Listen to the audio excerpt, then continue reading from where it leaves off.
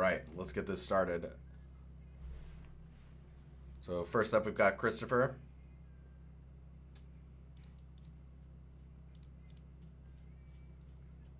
Environment artist looking for work, Stockholm, Sweden. Let's see what's going on with if there's any general thoughts. Would also love to hear what you think the quality differs on the pieces. What? And if you think I should kill some darlings. Dude, always kill your darlings. What's missing in my portfolio? Okay, so you want to be an environment artist. Oh, that's interesting. More work is down there, and then this... Okay, I see what's going on here. So environments is the primary, but if we go all, right, then you see all this stuff. So I would probably keep your substance materials near the back if you want to be an environment artist, but I think it's totally fine to have it in the portfolio itself. When it comes to your scenes, let's go to environments here, because you want to be an environment artist. So the order of these, so this is 3 years ago. If I just keep using the arrow keys, 2 years, a year, 2 years. Okay, so they're also in a different order based on which ones you think are strongest. So right now, the one that sticks out to me the most, honestly, I think it's the Abandoned Village, the Skyward Sword, Night Academy, and then the Infested Space Station. So this is pretty cool. I've always been a big fan of animated GIFs. So you're a Maya user, you're using Quixel, ZBrush, Unreal, all right.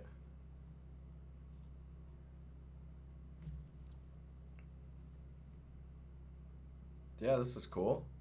So I think where I'm seeing weaknesses already tends to be in the materials and just kind of like the material separation and definition per material. So like, what is this material versus this one, and why do they look so similar? Like, I assume this is some type of metal. Maybe it's painted metal. And the roughness on the stickers is different than the painted metal here. This area feels a little on the low poly side, and you're getting a little bit of warp distortion in the normals for the tube here. And poly count wise, you could definitely go like double this, because like you want to make sure that you don't have these like hard angular edges, and that people can't build it in reverse just by looking at it, right? And that could be as simple as like this curve here, having a little bit more geometry there, maybe adding a curve to this, just so it's not so straight. This is basically a box, right, that's extruded around this. The nozzle seems like it's baked on there, which you could just model it and apply like a basic material to it, just to kind of get that look.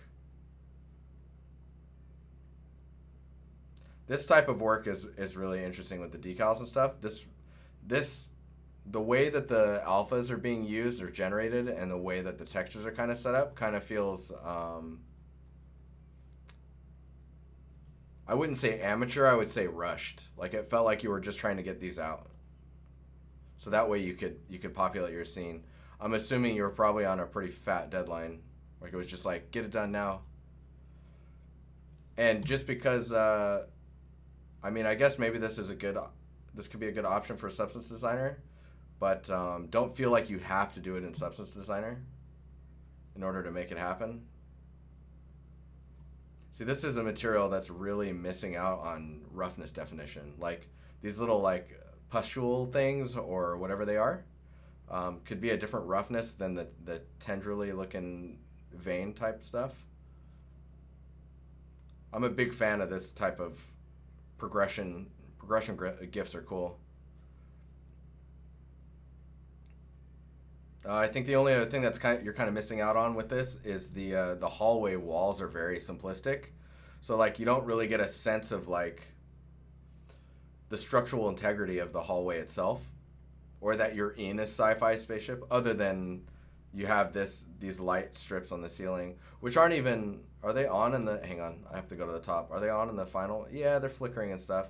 So I'm just wondering where the supports are that keep the structure of the building in together. It's all inset when it could be like kind of coming into the space a bit more. And that goes into the topic that I talk about quite often is getting outside of the oh, this is geometry look, where like that wall is very flat, right? And if you can just add supports and things that extrude out, or pillars, or any type of support beams and shape breakup, it's gonna push your scene much further. This is a year ago though, so let's go through some more of these. I mean, I want to see this one. So this one's 2 years old, but it has a pretty solid feel. The furniture, I think, is where it's really kind of shining.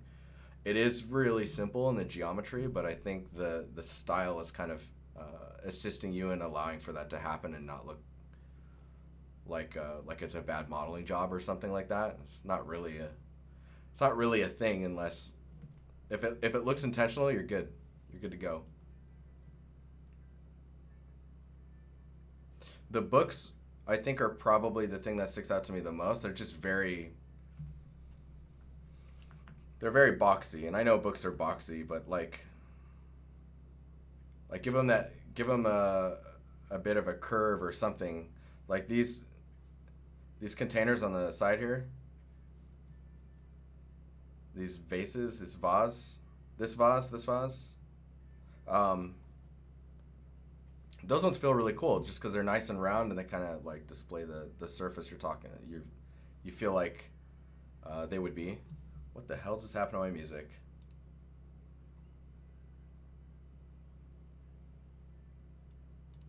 My music quality just changed. Oh, and you guys lost it. What?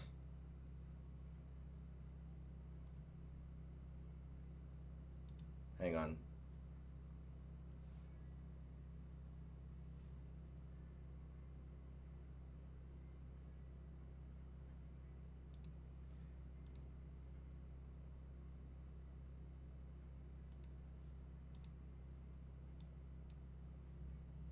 Okay, I think it's back. That's weird, man. I don't know. It's different in my ears now, so whatever. Anywho, this scene's pretty cool. It is a little empty on the floor, but I really like how the light is coming through the windows and the patterns that are on the ground. It could maybe use with maybe some cups or large pens or markers or crayons or something. Super cute though. And I like that you implied that there's more space on the outside. The place looks huge if that is way over there.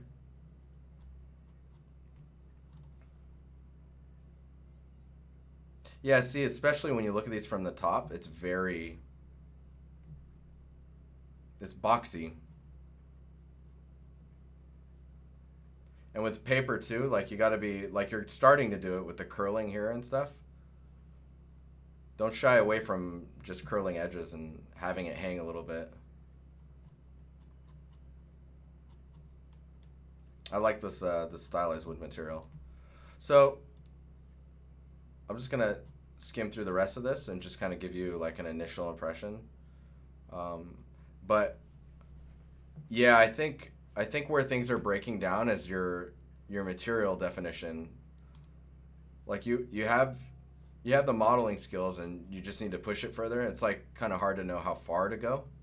Like this rooftop area looks like it needs, I don't know, double the amount of fidelity added to it, where it's like you have alpha cutout stuff that's just kind of hanging, but really layering it on like 2-3 layers and just trying to make it look voluminous. Don't worry, like this type of stuff, I love this. Because don't worry about breaking up the geometry more and more just to try and get the look across. I mean, if you look at, oh, this is nice. When you look at games that are coming out today, they're just so dense with content. If you're worried about poly counts, don't be, especially for your portfolio. As long as you're using the geo, you're good. You're good to go. Um, that is a messed up hallway, yo. Someone who worked on the division loves ground clutter. Dude, you can do too much. It can definitely be too much. But like, what that type of stuff does is gets away from these straight edges, which are what makes things look like 3D. So within reason, you should add stuff on the ground to kind of like break it up. Imperfections for sure make things like just more natural, I guess, right?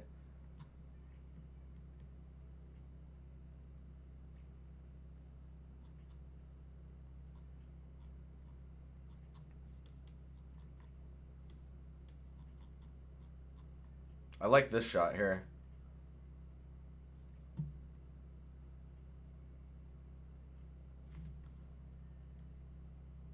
Yeah, this is a cool one. Man, the handprint being down there means that person was already pulled down and was struggling.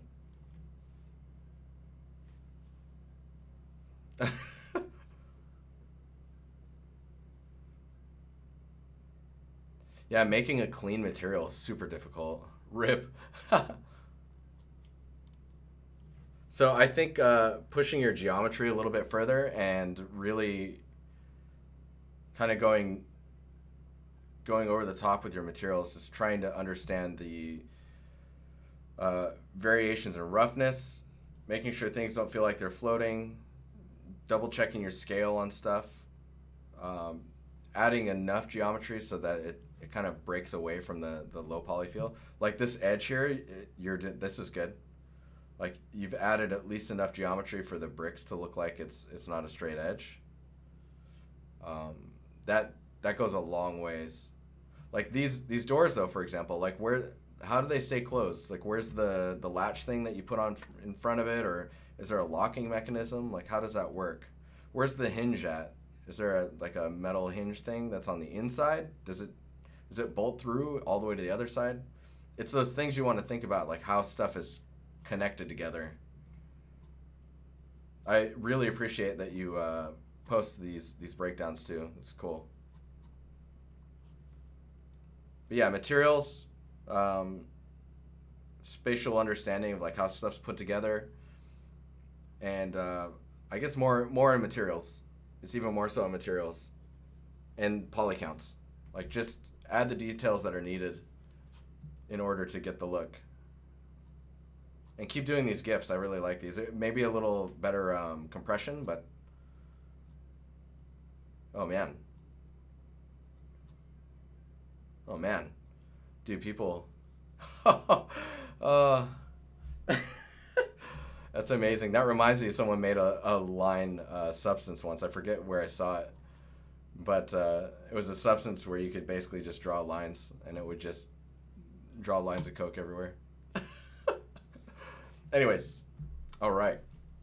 Next portfolio is coming up. I'll be right back. Thanks for sharing your portfolio, by the way.